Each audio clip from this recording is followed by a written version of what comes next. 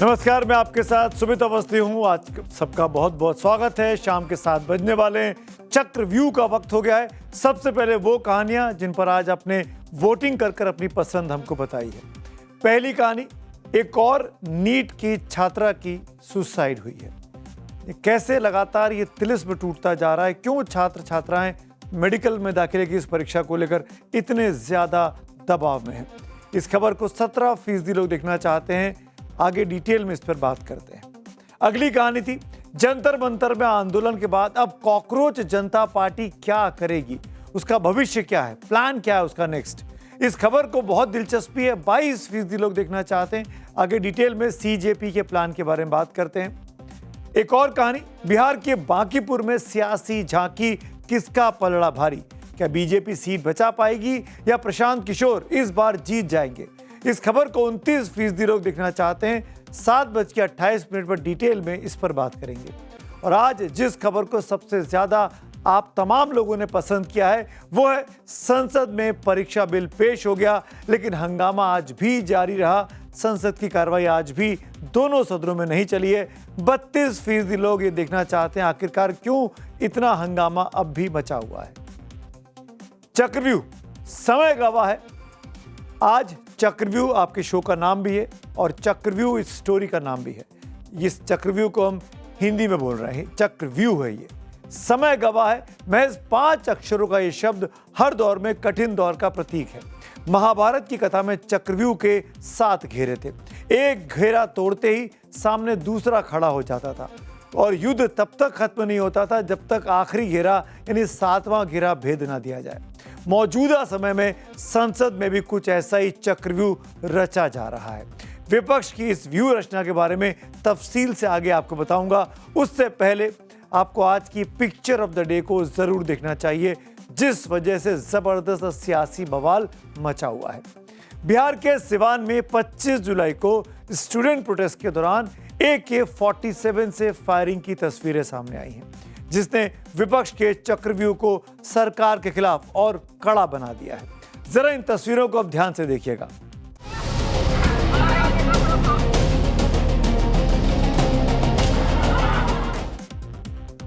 अब आरोप यह है कि जो पुलिसकर्मी आपको दिखाए इन तस्वीरों में, जो हाथ में गन लिया हुआ है, यह कहा जा रहा है कि यह गन AK-47 है। और प्रदर्शन के दौरान, अमूमन प्रदर्शन के दौरान तो पहली बात तो गोलियां चलनी नहीं चाहिए, और चलाने की नौबत आई भी तो हवा में चलाई जाती हैं, ना कि सामने। अब आप देख सकते हैं तस्वीरों में सामने निशाना लेकर गोलियां चलाई गई हैं, वो भी छात्रों के ऊपर। बिहार के सिवान की घटना, 25 जुलाई की घटना, और इस फायरिंग के बाद यह विवाद इतना बड़ा हो गया कि शायद इस पुलिस वाले ने भी नहीं सोचा होगा।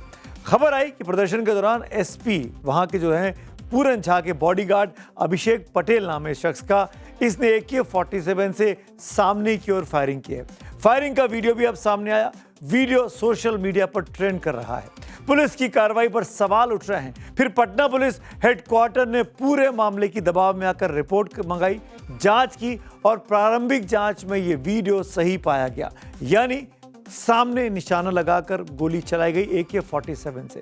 इसके बाद बॉडीगार्ड जो थे SP साहब के अभिषेक पटेल, जिसका नाम है, उसको तत्काल सस्पेंड भी कर दिया गया है।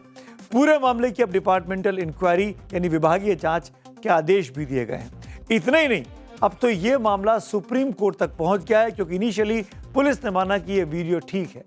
RJD के सांसद है मनोज झा, जिन्होंने एक PIL सुप्रीम कोर्ट में दाखिल की है, जिस पर अब कल सुनवाई होगी। इसी विजुअल को लेकर, इसी कंट्रोवर्सी को लेकर, क्योंकि छात्र निशाने पर थे। बिहार में बीजेपी की सरकार है। राहुल गांधी ने अब बीजेपी सरकार पर निशाना साधा है। राहुल गांधी ने X पर लिखा, छात्रों के खिलाफ पूरा का पूरा सिस्टम जानलेवा है। खबर आ रही है कि बिहार में प्रदर्शन कर रहे छात्रों पर AK-47 से गोलियां चलाई गई और सैकड़ों छात्रों को गिरफ्तार कर उन पर FIR की जा रही है। मोदी जी, कहां गया आपका वादा कि छात्रों पर कोई FIR नहीं की जाएगी और उल्टा उन्हें रिहा कर दिया जाएगा। उन पर घातक हमले और बर्बरता की जा रही है। दिल्ली में छात्रों पर पैलेट गन चली और बिहार में AK-47। उत्तर प्रदेश, पश्चिम बंगाल, बिहार या दिल्ली, हर जगह पैटर्न एक जैसा है। उधर कॉकरोच जनता पार्टी के प्रवक्ता सौरभ दास और आशुतोष रांका भी सामने आए। उन्होंने चेतावनी भरे अंदाज में कहा कि छात्रों के खिलाफ कार्रवाई कतई भी बर्दाश्त नहीं की जाएगी। यानी अब ये मामला पुलिस या जाति का मामला, पुलिस या कार्रवाई का मामला केवल पुलिस तक सीमित नहीं रह गया है, पक्ष और विपक्ष के बीच विवाद का एक हॉट टॉपिक बन गया है। ये हद हो गई है। ये इन्होंने अभी भी एफआईआर दर्ज की है स्टूडेंट्स के खिलाफ, शायद कल रात को या आज सुबह, बिहार में, बंगाल में। तो ये अपनी आदतों से बाज तो आए नहीं है। कहना आज कि AK-47 में बार बार इस शब्द पर एम्फेसिस दे रहा हूं, कौन सी पुलिस देश में AK-47 से गोली चलाती है? कौन सी पुलिस छात्र आंदोलन पे AK-47 से गोली चलाती है? और इस प्रकार के विषय को सामने में रखकर, इस प्रकार के दुष्प्रचार के माध्यम से राहुल गांधी और कांग्रेस पार्टी पूरे देश में अफरा तफरी का माहौल, अराजकता का माहौल, एनार्की का माहौल क्रिएट करना चाहते हैं। यह बहुत ही आपत्तिजनक है। संबित पात्रा बीजेपी के प्रवक्ता गुस्से में है, राहुल गांधी एनआरकी फैला रहे, लेकिन तस्वीरें आपके सामने हैं। अब सुप्रीम कोर्ट में कल जब कार्रवाई होगी तब आगे की बात पता चलेगी। AK-47 बिहार में चली, लेकिन विपक्ष के हाथ एक नया हथियार उसको मिल गया, सरकार को घेरने का, बीजेपी को कटघरे में खड़ा करने का। पिछले हफ्ते तक विपक्ष का सबसे बड़ा हथियार था धर्मेंद्र प्रधान का इस्तीफा। संसद जिसकी वजह से ठप रही थी, सड़क पर आंदोलन हुआ, दबाव बढ़ा और आखिरकार धर्मेंद्र प्रधान को करीब 40 दिनों के प्रोटेस्ट के बाद शिक्षा मंत्री के पद से इस्तीफा देना ही पड़ा। सबको लगा कि पहला घेरा टूट गया, अब विपक्ष आराम से संसद की कार्रवाई चलने देगा। उम्मीद थी कि अब संसद में कामकाज शुरू हो पाएगा, लेकिन सरकार एंटी पेपर लीक कानून भी लेकर आ गई। देश सत्ता पक्ष और विपक्ष में बड़ी बहस देखेगा, इसकी उम्मीद की जा रही थी, लेकिन राजनीति इतनी सीधी कब होती है। आज जब सोमवार को संसद की कार्रवाई शुरू हुई, हंगामा भी शुरू होते से ही शुरू हो गया। जहां पिछले हफ्ते खत्म हुआ था, उसके आगे हंगामे ने आज नया रूप ले लिया।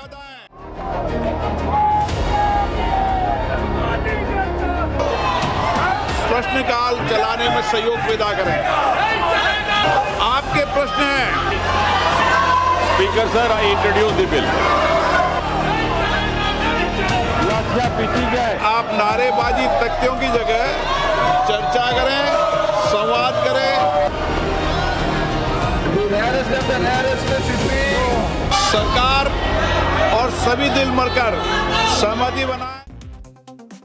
तो संसद के दोनों सदन, लोकसभा हो या फिर राज्यसभा या फिर संसद के बाहर, हंगामा जमकर हुआ, गतिरोध बना रहा। आज विपक्ष का मुद्दा जरूर बदल गया। विपक्ष का कहना है कि सिर्फ एक मंत्री के इस्तीफे से काम नहीं चलेगा।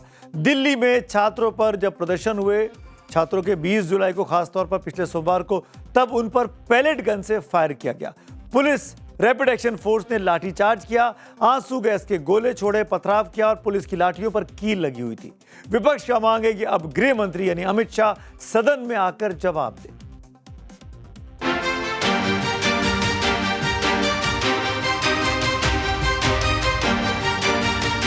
हमने फिर प्रयास किया कि गृह मंत्री आए, सदन में आकर वक्तव्य दें, बताएं कि पैलेट गन्स क्यों चली, अत्याचार छात्रों पर अभी भी आज भी हो रहा है पूरे देश में, वो क्यों हो रहा है, इस पे वक्तव्य गृह मंत्री को देना पड़ेगा। जब तक गृह मंत्री यहां आकर वक्तव्य नहीं देंगे सदन में, तब तक हम तो अपनी मांग बुलंदी से उठाते रहेंगे।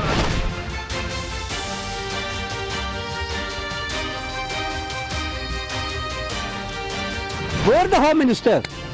Where is he hiding? He has to come and to the Lok Sabha and he has to explain who ordered for this AK-47 in Bihar, who ordered pellets in Delhi. He has to answer. Why he is not answering?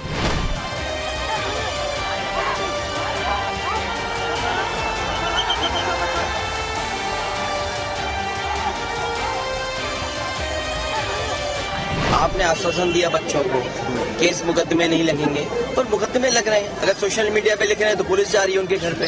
तो क्या आश्वासन था? बिहार में देखिए कितने बच्चों को jail भेज दिया गया। बिहार में AK-47 एक की जान चली गई सुनने में आ रहा है, कई लोग घायल हैं। यूपी में इस तरह का कई इंसिडेंट्स हैं।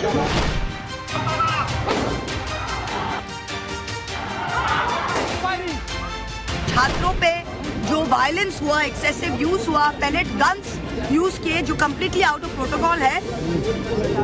CRPF का रैप और दिल्ली पुलिस दोनों अमित शाह को रिपोर्ट करते हैं। तो या तो अमित शाह खुद ने ऑर्डर दिया है, इन विच केस वो अकाउंटेबल है, और अगर वो खुद ऑर्डर नहीं दिए तो उनके मंत्रालय में उनके सिवा कौन ऑर्डर दे सकता है, वो भी वो जवाब दे। तो दोनों जगह अमित शाह को हमें यहाँ अंदर चाहिए जवाब देने के लिए।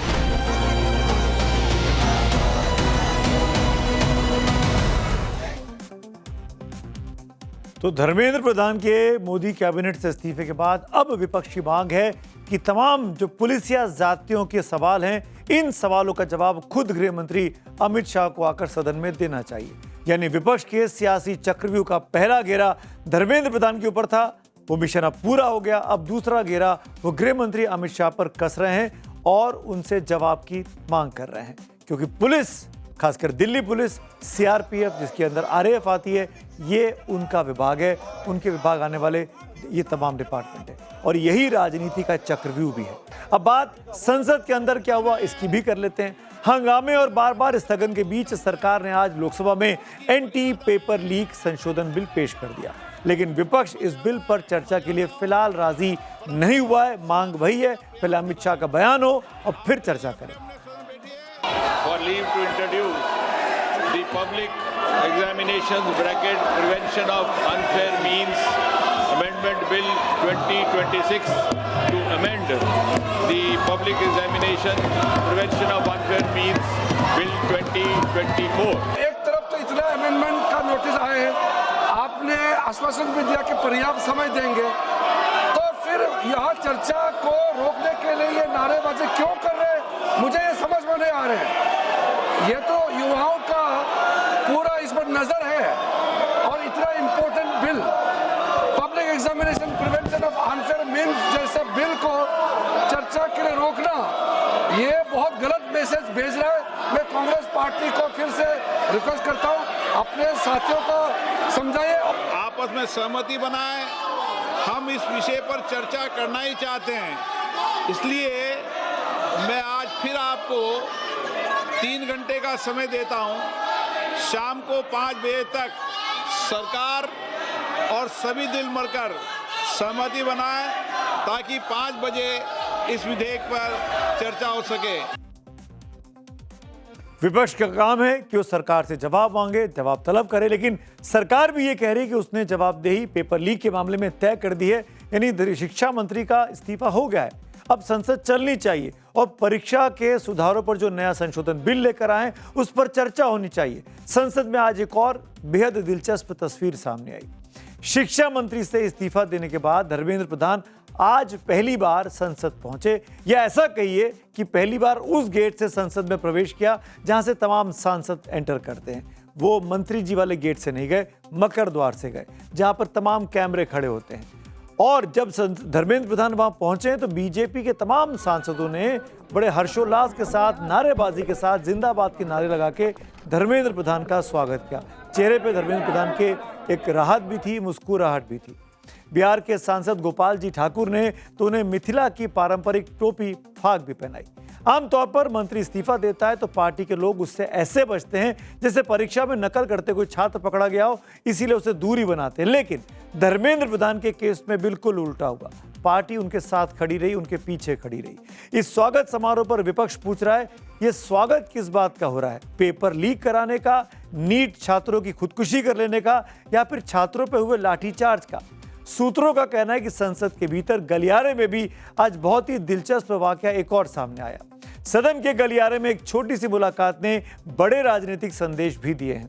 कांग्रेस के वरिष्ठ नेता हैं जयराम रमेश, उनकी मुलाकात धर्मेंद्र प्रधान से आज हो गई। मुलाकात होते ही जयराम रमेश ने मुस्कुराते हुए उनसे कहा, इट हैपन्स, यानी हौसला रखो, होता रहता है, यानी ऐसा हो जाता है। लेकिन धर्मेंद्र प्रधान का जवाब भी उतना ही संक्षिप्त और सियासी था। धर्मेंद्र प्रधान ने पलटकर जयराम रमेश को कहा, नथिंग हैपेंड, यानी कुछ हुआ ही नहीं है। यही बात खत्म नहीं हुई। सूत्रों का कहना है कि धर्मेंद्र प्रधान ने आगे कहा, मैं स्ट्रीट फाइटर हूं, मैं एसी में बैठने वाला एक्टिविस्ट नहीं हूं। असली कहानी तस्वीरों के पीछे है। बीजेपी शायद ये मैसेज देना चाहती है कि प्रधान ने कुर्सी नहीं गंवाई है, उन्होंने पार्टी के लिए कुर्बानी दी है। क्योंकि जब नीट परीक्षा हो रही थी तब धर्मेंद्र प्रधान का एक बड़ा राजनीतिक इम्तिहान बंगाल में चल रहा था। याद करिए, प्रधान पश्चिम बंगाल में शुभेंदु अधिकारी की दोनों सीटों भवानीपुर और नंदीग्राम के चुनाव इंचार्ज बीजेपी ने उनको बनाया था। नीट की जो परीक्षा रद्द हो गई थी वो 3 मई को हुई थी, चुनाव के नतीजे 4 मई को आए। उस वक्त धर्मेंद्र प्रधान चुनावी मैदान में डटे हुए थे। आज दिन भर के सियासी शोर शराबे के बाद बारी आई उस पल की जब सबको लगा कि धर्मेंद्र प्रधान अब शायद कुछ बोलेंगे।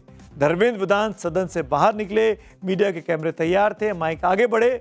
धर्मेंद्र प्रधान ने आज भी मौन ही धारण किया मीडिया के सामने, और जब कार में बैठने के लिए दरवाजा खुला तो बस हाथ जोड़कर ऐसा इशारा किया मानो कह रहे हो जो कहना था संसद में नहीं कहा, अब सड़क पर क्या कहें।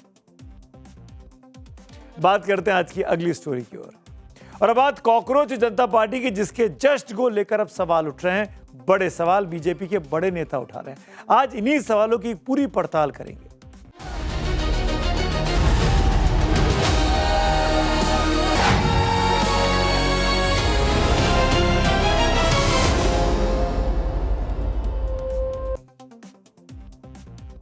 करीब 50 दिनों तक जंतर मंतर पर जो उत्साह था, जो एनर्जी थी, जो शोर शराबा था, अब वो वहां पर सन्नाटा छा चुका है। वहां से जो टेंट लगे थे वो हटाए जा चुके हैं, उखड़ चुके हैं। लेकिन देश की संसद में अब भी घमासान चल रहा है।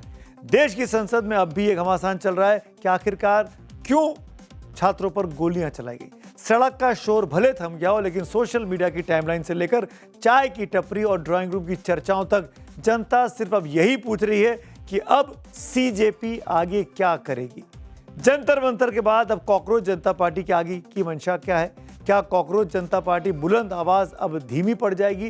क्या सीजेपी सिर्फ एक प्रोटेस्ट का ब्रांड बनकर रह जाएगी, या वाकई में देश के सियासी मैदान में भी कूदेगी? क्या सीजेपी अब जंतर मंतर से निकलकर राज्य और जिला स्तर पर जाकर अपना कैडर खड़ा करेगी? आखिरकार अभिजीत दीप के, आशुतोष रांका और सौरभ दास क्या करने वाले हैं? लेकिन सोशल मीडिया पर पार्टी को लेकर सवाल उठाए जा रहे हैं, और कौन उठा रहा है?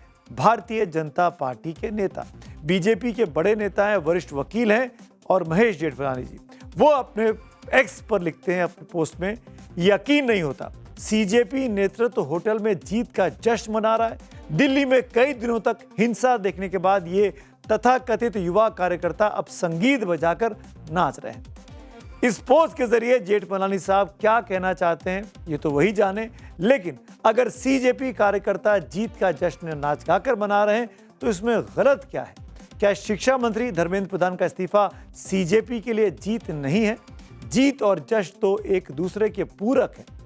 बीजेपी जब चुनाव जीतती है, बीजेपी के नेता जब कोई बड़ा चीज हासिल करते हैं, तो क्या वो ढोल नगाड़ों के साथ, ये देखिए तस्वीरों में, जीत नहीं मनाते हैं, जश्न नहीं मनाते हैं, सेलिब्रेशन नहीं करते हैं, पटाखे नहीं फोड़ते हैं, होली नहीं मनाते हैं? जब कांग्रेस जीतती है तो क्या उसके कार्यकर्ता नहीं झूमते हैं? ये देखिए केरल की तस्वीरें, जब कांग्रेस ने अभी विधानसभा चुनाव जीता था। राजनीतिक पार्टियां भी तो नाचती गाती जश्न मनाती हैं। हमारे सहयोगी अभिषेक राज के सवालों का होटल मैनेजर ने क्या जवाब दिया, ये आपको अब जरूर सुनना चाहिए। किसके नाम पे बुकिंग कराई गई थी? नाम अंकित नाम बताया था कि अंकित बोल रहा हूँ मैं, अंकित के नाम। और कितने लोग मौजूद? 150 लोग अंदर आए थे। और ये क्या क्या चीजें जो हैं, मतलब क्या सौरभ दास आए थे, उसके अलावा सकल से नाम से नहीं जानते सर उनको। सीजेपी बताया था उन्होंने कि सीजेपी? बाद में बताया कि सीजेपी बताया था। बुकिंग का समय बताया नहीं था कि हम सीजेपी पार्टी से वो पार्टी करना चाहते हैं, बाद में बताए थे। क्या क्या चीजें उन्होंने ऑर्डर किया था, क्या क्या चीजें ऑर्गेनाइज की? तो खाने दाल चावल सब्जी था, रोटी नान, ऐसे सर। इसके साथ में म्यूजिक सिस्टम भी हम देख रहे थे कि म्यूजिक सिस्टम भी था। हाँ म्यूजिक सिस्टम भी था। कितना उन्होंने बुक किया था, अमाउंट क्या? तो 400 रुपये पर हेड दिया था। 400 रुपये पर हेड। जंतर मंतर के मंच पर भले ही चेहरा अभिजीत दीपके का दिखता रहा हो, लेकिन पर्दे के पीछे इस पूरे आंदोलन की डोर थामे खड़े थे ये 7 अहम किरदार, जिन्होंने हमारे सिस्टम की नींद उड़ा कर रख दी। इस कोर टीम में दिल्ली की पब्लिक पॉलिसी विशेषज्ञ वैष्णवी है, कॉरपोरेट जॉब छोड़कर आई युवाओं की आवाज बनी आफरीन है, अलवर के किसान परिवार से आए छात्र नेता दीपक बालियान है, पत्रकारिता और वकालत का अनुभव रखने वाली एडवोकेट रत्ना सिंह है, पर्यावरण संरक्षण से जुड़े आशुतोष रांका हैं जो आईआईटी के गोल्ड मेडलिस्ट हैं, खोजी पत्रकार सौरभ दास हैं, और सोशल मीडिया की रणनीति संभालने वाले छात्र सिद्धांत हैं। अभिजीत दीपके के अलावा ये 7 वो चेहरे हैं जो सीजेपी का पूरा काम मैनेज कर रहे थे। इन्हीं रणनीतिक आकाओं की बदौलत सीजेपी का आंदोलन आज देश की आवाज बन गया और दुनिया भर में अपनी छाप छोड़ गया। आगे इनका प्लान क्या है, इसके पत्ते तो फिलहाल कॉकरोच जनता पार्टी ने नहीं खोले हैं, लेकिन अभिजीत दीपके ने धर्मेंद्र प्रधान के इस्तीफे के बाद जंतर मंतर से जो बात 2 दिन पहले की थी, वो समझने के लिए इशारा काफी है। सुबह हो गई मामू, सुबह हो गई मामू, सुबह हो गई है, डेमोक्रेसी की सुबह हो गई है। अब इस देश की जनता जाग चुकी है और जैसे कि मैंने कहा था, ये पहला विकेट है, ये पहला विकेट है। यहां नहीं रुकेंगे, अब तो बस शुरुआत हुई है, अभी तो बस शुरुआत हुई है। अभिजीत दीपके आम आदमी पार्टी में रह चुके हैं, आपकी डिजिटल रणनीति और शिक्षा विभाग के कम्युनिकेशन एडवाइजर के तौर पर काम कर चुके हैं। याद कीजिए, आम आदमी पार्टी से ऐसे ही आंदोलन की शुरुआत हुई थी। तो क्या अभिजीत दीपके भी केजरीवाल मॉडल पर आगे बढ़ने वाले हैं? क्या गैर राजनीतिक होने का दावा सीजेपी का सिर्फ पहला पड़ाव भर है, या फिर कॉकरोच जनता पार्टी जेन जी से जुड़े मुद्दों पर अपनी आवाज यूं ही बुलंद करती रहेगी और सिस्टम को जवाबदेह बनाती रहेगी, जिसका तीर सीजेपी के कार्यकर्ता जंतर मंतर से जाते वक्त परसों छोड़कर गए? अब नितिन गडकरी के समय मिलेंगे, यानी E20 का मामला अब ये युवा उठा सकते हैं। इथेनॉल वाला पेट्रोल जो मिक्स है, उस पर आप भी जानते हैं देश भर में कितना माहौल गरमाया हुआ था संसद का सत्र शुरू होने से पहले। ये सारा मामला नीट पेपर लीक से आगे बढ़ा है। उस नीट पेपर लीक के कारण कई छात्र छात्राओं ने खुदकुशी भी की, आपको याद होगा, और वो प्रोटेस्ट के दौरान उनकी तस्वीरें वहाँ जंतर मंतर पर लगी भी थी। लेकिन अब तो री नीट जो कराई गई, उसका रिजल्ट भी आ गया। उसके बावजूद भी एक और छात्रा ने आज खुदकुशी की खबर आई है उसके। बिछड़ा कुछ इस अदा से, ये एक शेर याद आ रहा है, बिछड़ा कुछ इस अदा से कि रुत ही बदल गई, एक शख्स सारे शहर को वीरान कर गया। एक बच्ची की आत्महत्या उसके पूरे परिवार को वीरान कर गई। इससे ज्यादा उस सपने को वीरान कर गई जो नीट का इम्तिहान देने वाले लाखों बच्चों और उनके परिजनों की आंखों में पलते हैं। महाराष्ट्र के अहिल्यानगर के करजत इलाके में रहने वाली अंकिता सांगले ने कल शाम अपने घर में खुदकुशी कर ली। अंकिता ने री नीट का इम्तिहान दिया था, जिसमें उसके नंबर कम आए, उसको मात्र 166 नंबर आए। अंकिता के पिता के मुताबिक कट ऑफ मार्क 177 थे, यानी 11 नंबर की दूरी पर एक बेटी की जान चली गई और एग्जाम सिस्टम के सामने कई सुलगते सवाल छोड़ गई। अंकिता का दुख इस बात से बड़ा हुआ था कि जो पहली वाली नीट परीक्षा रद्द हुई थी, उसमें उसका पेपर बहुत अच्छा हुआ था, लेकिन पेपर लीक होने के कारण मई महीने की वो परीक्षा रद्द कर दी गई थी। और अभी जो री नीट हुई, उसके परिणाम आए, उसकी सभी उम्मीदें मिट्टी में मिल गई, क्योंकि उसको उतने नंबर नहीं आ पाए कि वो क्वालिफाई कर पाती। अगले साल सरकार चाहे जितना भी बात कर ले कि वो फूल प्रूफ इम्तिहान करवा लेगी, लेकिन इस साल की ये सच्चाई है कि नीट की वजह से पेपर लीक के कारण करीब 20 से ज़्यादा छात्र छात्राओं ने जान दे दी है। अब रीनीट के इम्तिहान ने एक और बच्ची की बलि हमसे ले ली है और ये सिस्टम उसको हमसे दूर ले गया है। मेरी भतीजी अंकिता ने आत्महत्या की है, इसका मुझे बहुत दुख है। वो परिवार में एक ही बेटी थी। इस तरह की घटना बार बार हो रही है, लेकिन सरकार या शैक्षणिक संस्थान कोई सख्त कदम नहीं उठा रहे। वो दोबारा परीक्षा पेपर देने से वो पहले से मानसिक दबाव में थी, ऊपर से उसके नंबर कम आए। उसके माँ बाप ने उसे बहुत समझाया, लेकिन वो नहीं सुनी और आत्महत्या कर ली। परिवार वाले बताते कि 19 साल की अंकिता सांगले काफी होनहार लड़की थी, अपनी पढ़ाई को लेकर बहुत संजीदा थी, लेकिन रीनीट में खराब नंबर ने उसके आत्मविश्वास को डगा दिया। उसने सुसाइड नोट, उस बच्ची की कश्मकश, उसके मानसिक उथल पुथल को साफ दिखाता है। अपने सुसाइड नोट में अंकिता ने लिखा, आप सब ने मुझे इतना प्यार दिया, लेकिन मैं आपकी एक भी इच्छा पूरी नहीं कर पाई। माँ, आपने हर मुश्किल में एक दोस्त की तरह मेरा साथ दिया। भाई, आपने भी हमेशा मेरा साथ दिया। आपने मुझे मम्मी पापा से भी ज़्यादा प्यार किया। मेरी आत्महत्या के लिए आप में से कोई भी जिम्मेदार नहीं है। जब मैं नीट की तैयारी कर रही थी, तब आप सभी ने मेरे लिए अपना सब कुछ दांव पर लगा दिया था, लेकिन मैं असफल रही और आपकी उम्मीदों पर खरा नहीं उतर सकी। भैया, मम्मी पापा का अच्छे से ध्यान रखना, उन्हें किसी चीज़ की कमी मत होने देना। इस सुसाइड नोट के बाद अंकिता के घर में सूनापन ही बचा है। आप तस्वीरों में देख सकते हैं उस कमरे को जिसमें बैठकर अंकिता पढ़ाई लिखाई करती थी। आज वहाँ श्रद्धांजलि का दिया जल रहा है। एक परिवार की सारी उम्मीदों के टूट जाने के बाद बचा ये वो दिया है जिसमें गमों का तेल जल रहा है और नाउम्मीदी की बाती। आगे बढ़ते हैं, बात करते हैं आज की एक और महत्वपूर्ण डेवलपमेंट की। अब बात बिहार की, जहां बांकीपुर उपचुनाव के लिए 30 जुलाई को वोटिंग होनी है। मतदान से पहले जीत के लिए सभी पार्टियों ने अपनी पूरी ताकत झोंक दी है। बांकीपुर सीट बीजेपी के राष्ट्रीय अध्यक्ष नितिन नवीन के लिए नाक का सवाल बनी हुई है, तो प्रशांत किशोर के लिए डेब्यू सीट के साथ उनका और उनकी पार्टी का राजनीतिक अस्तित्व तय करेगी। वहीं आज तेजस्वी यादव भी फुल जोश के साथ मैदान में दिखाई दिए और मेगा रोड शो निकाला। लेकिन जिस तरह से नीट पेपर लीक के लेकर पटना और बिहार के कई शहरों में विरोध प्रदर्शन हुआ, उसके बाद बांकीपुर सीट पर जीत के समीकरण बदल गए हैं क्या, और जबरदस्त घमासान देखने को मिल सकता है क्या?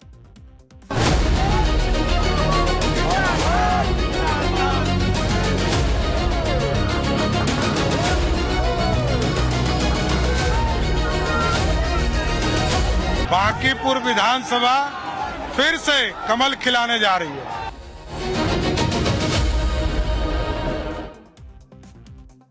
भले ही एक सीट की हार जीत से बिहार की बीजेपी सरकार पर कोई असर नहीं पड़ेगा, लेकिन बांकीपुर की एक सीट बीजेपी, आरजेडी और पीके के लिए प्रतिष्ठा का सवाल बनी हुई है। शुरुआत में यही लग रहा था कि बांकीपुर तो बीजेपी का गढ़ रहा है। नितिन नवीन यहां से लगातार 5 बार विधायक रहे हैं।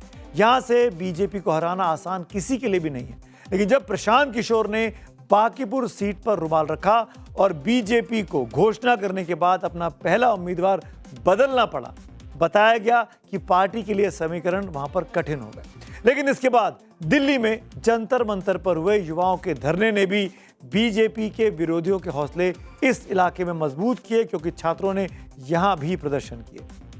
बीजेपी ने बांकीपुर में स्टार प्रचारकों की पूरी फौज अब उतार दी है। एक सीट पर चुनाव है, लेकिन 40 स्टार प्रचारक हैं, जिसमें मुख्यमंत्री सम्राट चौधरी और बीजेपी के राष्ट्रीय अध्यक्ष नितिन नवीन के अलावा केंद्रीय मंत्री गिरिराज सिंह, भोजपुरी गायक अभिनेता पवन सिंह, मनोज तिवारी, गायिका मैथिली ठाकुर शामिल हैं। सम्राट चौधरी कैबिनेट के पथ निर्माण मंत्री इंजीनियर शैलेंद्र चुनाव प्रचार के दौरान जमकर नाचते दिखे। शैलेंद्र जी नाच रहे हैं, याद करिए नाचने पर जब सीजेपी के बच्चे नाच रहे थे युवा, तो उस पर सवाल खड़े कर रहे थे बीजेपी का महेश जेठमलानी। यहाँ तो जीते भी नहीं, प्रचार में नाच रहे हैं। बांकीपुर में तो स्टार प्रचारकों का जलवा कितना काम करेगा, ये तो 3 अगस्त के नतीजे बताएंगे। लेकिन छात्रों के प्रोटेस्ट का साइड इफेक्ट कहीं कहीं दिख भी रहा है। बीजेपी सांसद मनोज तिवारी की सभा में बीजेपी के विरोध में नारे लगने लगे। मनोज तिवारी कहने लगे कि जो हंगामा कर रहा है वो जन स्वराज पार्टी ने प्रशांत किशोर ने भेजा है। ऐसे ही जब एक और बीजेपी के नेता शाहनवाज हुसैन प्रचार के लिए कांग्रेस दफ्तर के सामने से निकले, तो कांग्रेस कार्यकर्ताओं के साथ बीजेपी कार्यकर्ताओं की झड़प बांकीपुर में हो गई। बीच सड़क पर जमकर पत्थर चले। देखिए जरा कि आपस में लट चल रहा है, पत्थर फेंके जा रहे हैं। ये चुनाव का माहौल है बांकीपुर में, कांग्रेस बनाम भारतीय जनता पार्टी का।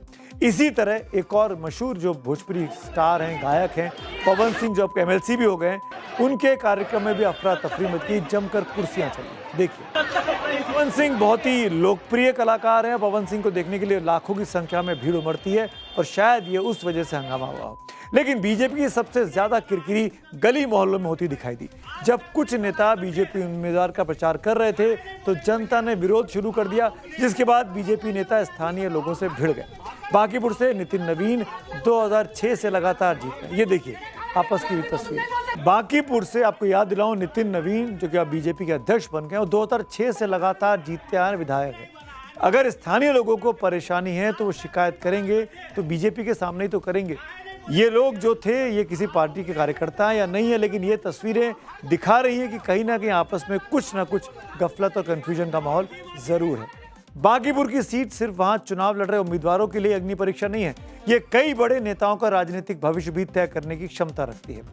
आज बिहार के मुख्यमंत्री सम्राट चौधरी, ये कहना चाहिए कि बीजेपी से बनने वाले पहले मुख्यमंत्री हैं। वो अपनी पार्टी का प्रचार करने के लिए, झंडा बुलंद करने के लिए रोड शो निकाल रहे थे। उन्होंने भरपूर भीड़ से भरा रोड शो निकाला। सम्राट चौधरी जानते हैं कि बांकीपुर सीट के जरिए सिर्फ नितिन नवीन ही नहीं बल्कि उनके सियासी कद को भी नापा जाएगा, क्योंकि उनके मुख्यमंत्री बनने के बाद पहला चुनाव बिहार में ये उपचुनाव का हो रहा है। वैसे सम्राट चौधरी की मुश्किलें प्रशांत किशोर पहले से आगे बढ़ाते रहे। आपको याद होगा विधानसभा चुनावों के दौरान भी जब हुए थे, तब भी पीके लगातार सम्राट चौधरी पर निशाना साध रहे थे। उन्होंने इससे पहले जो चुनाव नहीं लड़ा, लेकिन भले ही उनकी पार्टी को 2025 के चुनावों में एक भी सीट जनसुराज को ना मिली हो, लेकिन वो प्रशांत किशोर राजनीति के कच्चे खिलाड़ी नहीं कहे जा सकते। पीके ने शुरुआत से ही सम्राट चौधरी को अपने निशाने पर रखा है। उन्हें मालूम है कि मुख्यमंत्री को अगर घेरने में वो कामयाब हो गए तो बिहार में उनके लिए सियासी पैठ बनाना आसान हो सकता है। अभी तक प्रशांत किशोर सीएम सम्राट चौधरी की डिग्री और मार्कशीट को लेकर सवाल पूछते आए थे, लेकिन अब वो सम्राट चौधरी के चुनावी हलफनामे में उनकी उम्र पर सवाल उठा रहे हैं।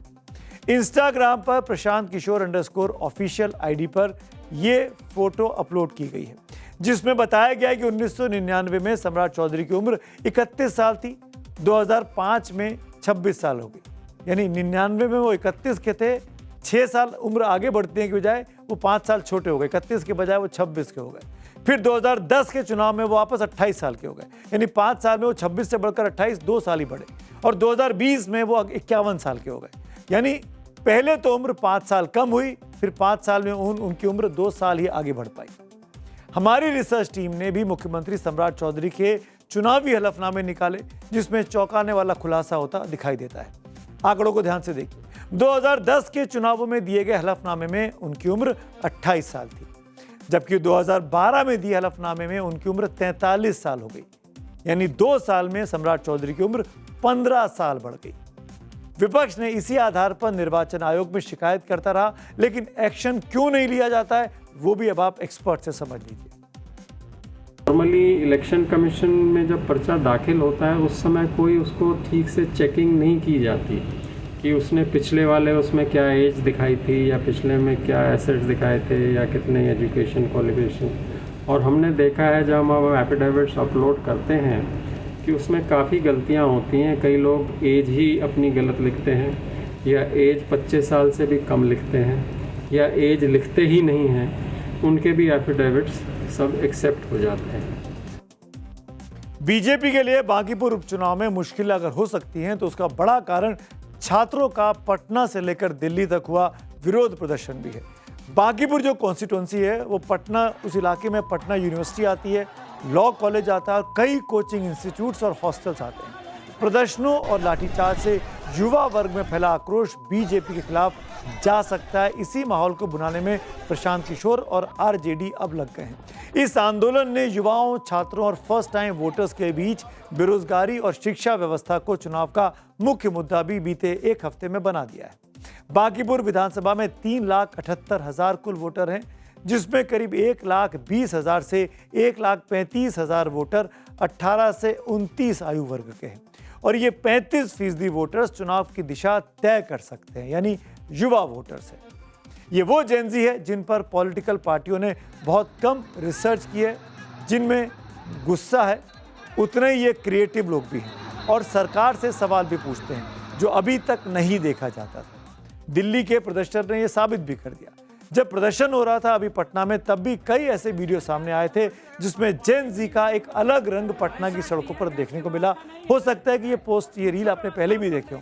पहले ये पुलिस से पूछते हैं कि भाई आंसू गैस लेकर आए हो कि नहीं, और फिर जब इनके ऊपर वाटर कैनन चलाया गया तो ये मस्ती में ऐसे घूम रहे हैं जैसे रेन डांस में नाच रहे हो। देखिए इन तस्वीरों, ये देखिए उन पे जब पानी की वाटर कैनन चलाया गया तो ये लोग डांस करने लगे, नाचने लगे। इसके बीच लालू प्रसाद यादव के बेटे तेज प्रताप यादव तेजस्वी विदेश से वापस लौट आए, लेकिन बड़े बेटे तेज प्रताप यादव को पटना पुलिस ने गिरफ्तार किया है। उन्हें 14 दिनों की जेल हुई है। पुलिस के मुताबिक उन्होंने बिहार बंद के दौरान बिना इजाजत प्रदर्शन का नेतृत्व किया, जिसमें कई पुलिस वाले घायल हो गए थे। इसके बाद तेजस्वी यादव अपने भाई तेज प्रताप के पक्ष में खुलकर सामने आए। चुनावी माहौल है, इसीलिए भाई का हवाला देकर खुलेआम सरकार को चैलेंज अब तेजस्वी दे रहे हैं। हमारे बड़े भाई तेज प्रताप को भी जो है गिरफ्तार किया गया, धाराएं लगाई गई, सभी लोगों पर जिन पर जेल में डाला गया, जो सैकड़ों हजारों जो हमारे छात्र हैं, जो बिहार और देश के भविष्य हैं, उन पर से सभी लोगों का मुकदमा वापस लिया जाए और उनको रिहा किया जाए। तो 30 तारीख को जो वोट पड़ेंगे उस पर नजर रहेगी, लेकिन फिलहाल वक्त हो गया कार्यक्रम का आखिर में मेरे फेवरेट सेगमेंट पब्लिक व्यू का। पहला पब्लिक व्यू विशाल कृष्ण पाठक साहब का है। जो विपक्ष प्रोटेस्ट कर रहा है उसके बारे में। इस बार विपक्ष के पास मुद्दों की भरमार है, जनता भी अपनी मांगे लिए खड़ी तैयार है। कॉकरोच जनता पार्टी के बाद नई पार्टियां नजर आने लगी हैं नए इस्तीफे की मांग के लिए। अब की हर मोर्चे पर सरकार की मुसीबत बढ़नी तय है। एक और पब्लिक व्यू सीजेपी के ऊपर। एसपी सक्सेना लिखते हैं, पुरानी बातों को छोड़कर सरकार जो छात्रों के हित में बिल ला रही है उससे विपक्ष क्यों भागा जा रहा है। तो आज मेरे साथ इतना ही। अब आपसे मुलाकात होगी कल, तब तक के लिए शुभ रात्रि।